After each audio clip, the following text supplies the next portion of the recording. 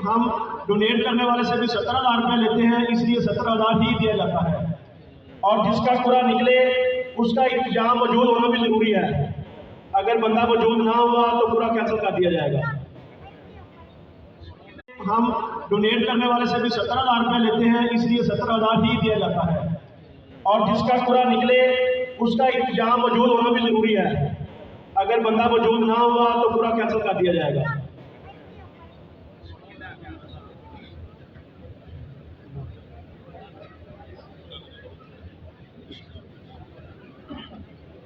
बिस्मिल्लाहिर्रहमानिर्रहीम।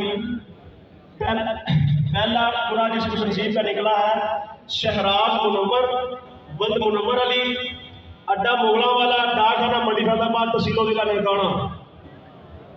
शहराज मुनव्वर बंद मुनव्वर अली अगर है तो बाजू ऊपर